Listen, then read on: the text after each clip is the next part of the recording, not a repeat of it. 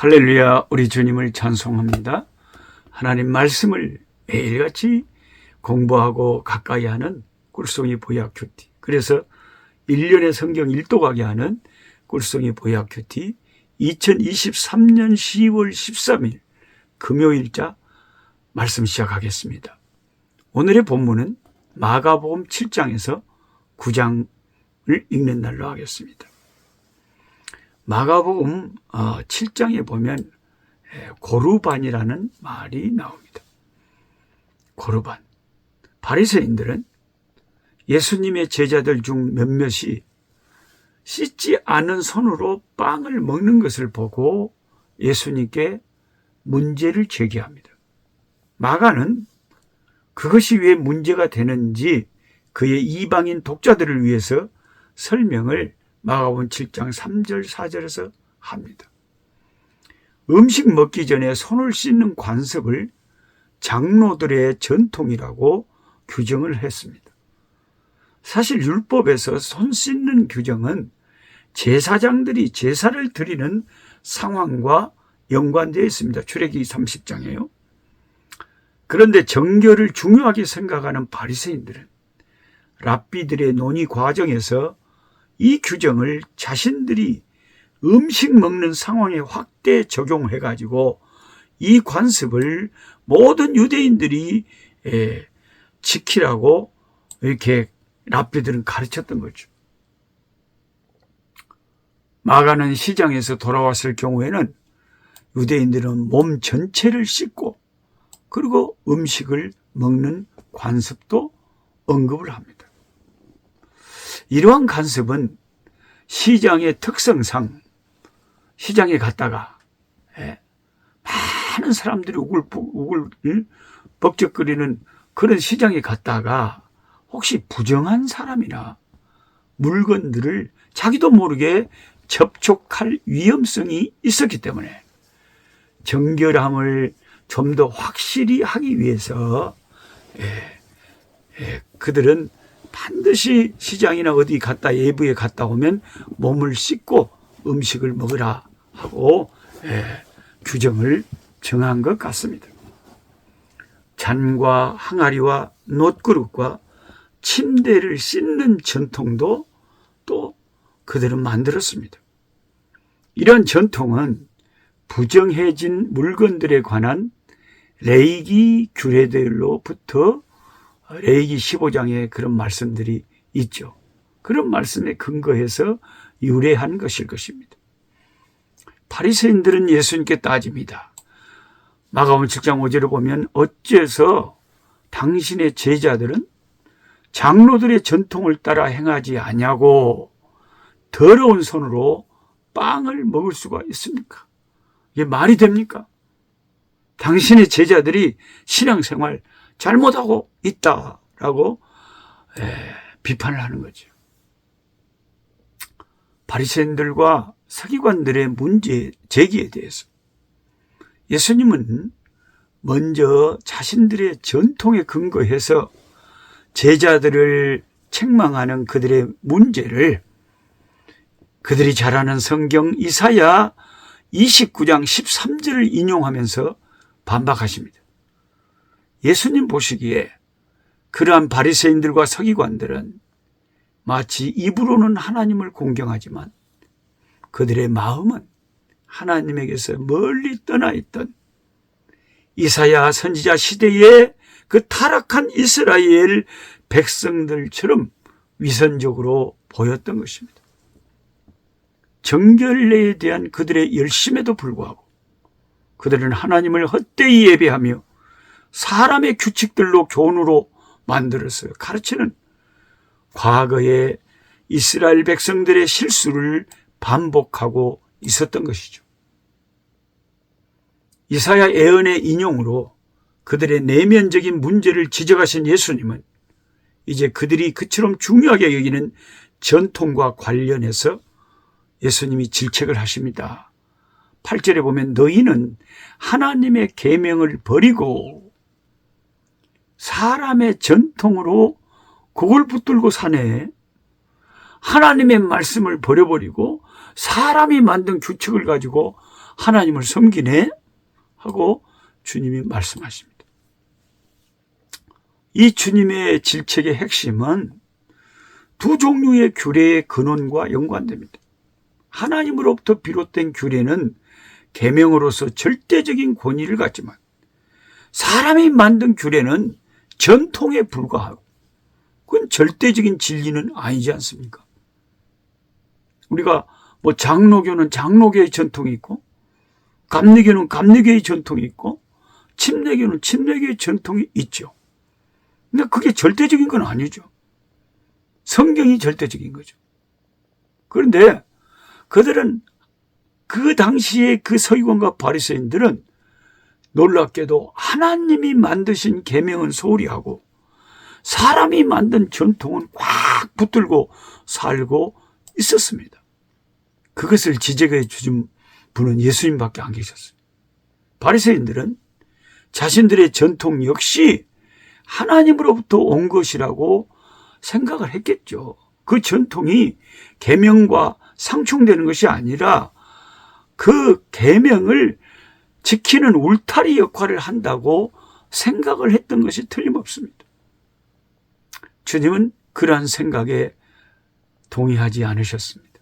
그들이 사람의 전통을 붙들고 거꾸로 오히려 하나님의 계명을 버려버리는 문제의 근원을 지적을 하신 것입니다. 네 아버지와 어머니를 공경하라 하는 것은 출애굽기 20장, 신명기 5장 그 십계명의 말씀에 분명히 있지 않습니까? 아버지나 어머니를 욕하는 자는 사형에 처하라. 이 말씀도 출애굽기 21장에 있죠. 이 하나님이 주신 무서운 계명들을 가볍게 여겨버리고 무시하는 그 장로들의 전통이 고르반이었습니다. 주님은 이게 잘못됐다고 하는 거죠. 바리새인들은 자기들이 소유한 물질에 관해서 물질에 대해서 고르반이란 뜻이 하나님께 드릴 예물이 되었다 이런 뜻이에요. 고르반이라는 것은 하나님께 드릴 예물이다 그 말이에요. 나한테 돈이 1억이 있어요. 예, 이 중에 9천만 원은 하나님께 서원해서 하나님께 드릴 돈이다. 그건 내 돈 아니다. 고르반, 하나님께 드릴 예물이다. 이렇게 딱 말을 해버리고 지정을 하기만 하면 그 물질을 여전히 자신들이 소유하면서도 부모님을 공경하는데 그 물질적인 그 씀을 그 의무를 회피를 했다. 부모들이 야 어려운데 좀 도와주라. 아이고 이 돈은요 고르반이에요. 하나님께 서원하여 드리니 우리 손 못 대요. 그러면서 고르반이라는 핑계를 대면서 부모 공경을 소홀히 했다. 예수님은 이러한 고르반 규정이 부모를 말로 모욕하는 것뿐만 아니라 경제적인 후원 측면에서 잘못된 것임을 지적을 하신 것이죠. 부모 공경하라는 10계명의 제5번째 계명을 어기는 것입니다. 그래서 마가복음 7장 3절에 너희가 전하여 준 전통 때문에 하나님의 말씀을 무효로 만들어 버린다. 이렇게 예수님 기가 막혀서 지적을 했습니다. 히브리어 코르반은 예물이나 제물 등의 의미를 갖습니다. 하나님께 드린 제물이고 하나님께 드린 예물이다. 우리에게 이처럼 교묘히 사람의 전통으로 하나님의 말씀을 저버리는 모습은 없을까요? 교회의 전통이 성경의 메시지와 어긋난다면 우리는 어떻게 해야 됩니까? 가톨릭은 그들의 전통에 성경을 종속시킵니다.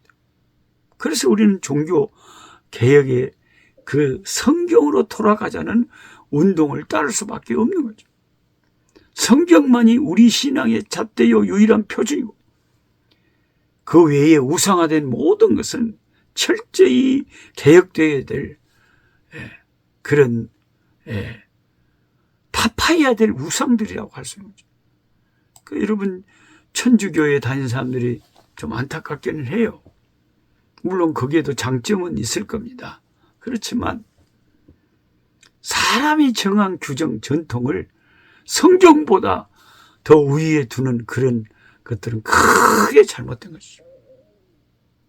그들이 따르는 교황, 교황에 막 축복받으려고 그 교황이 집전하는 미사에 막 수많은 사람들이 가서 교황 얼굴 한번 보려고, 교황 한번 방문하면 온 나라가 떠들었어요. 우리가 오직 예수님께만 돌려야 될 영광을 왜 이 세상에 주의 일을 하는 종에게 돌려야 된단 말입니까? 그건 말이 안 되잖아요. 우리들 속에 고르반은 없습니까? 자신의 유익을 위해서 하나님의 이름을 참 교묘하게 망령되이 사용한다면 하나님께서 반드시 죄를 물으시고 심판하실 것입니다. 우리의 신앙 속에서 하나님을 빙자하고 교회를 빙자해서 어떤 것을 합리화시키거나 잘못된 것을 합리화시키거나 바르게 우리가 해야 될 사명을 제대로 하지 않는다면 그것은 정말 잘못된 거죠. 저는 교회 일에 바빠서 가족 돌볼 시간도 없어요. 아이고 저는 뭐 교회 일에 바빠서 아이고 이렇게 세상 직장이나 가정에서 인정받지 못한 그리스도인들이라면 우리 속에 있는 고르반들이다 이거죠. 그런 우리 속에 있는 그 외식과 겉과 속이 다른 것과 주님께서 질책했던 그 서기관과 바리새인들의 그 외식을 우리가 경계해야 되겠습니다. 아버지 하나님, 우리가 신앙생활을 한다고 하지만 우리의 신앙 가운데 고르반 같은 주님이 지적하신 아주 교묘하게 하나님을 핑계대서 내가 해야 될 사명을 제대로 하지도 않으면서 아버지 겉과 속이 다른 예수 믿는 사람의 모습은 없는지 우리 자신을 살펴보게 하시고 진실하고 또 가정에서 사회에서 직장에서 참 덕이 되고 빛이 되는 우리 그리스도인들의 삶이 되도록 주님 도와주시옵소서. 교회 다닌다고 하면서 이기적이고 자기밖에 모르고 다른 사람들에게 참 손가락질 당하는 우리 그리스도인들이 되지 않도록 주님 도와주옵소서. 예수님의 이름으로 기도하옵나이다. 아멘. 약한 자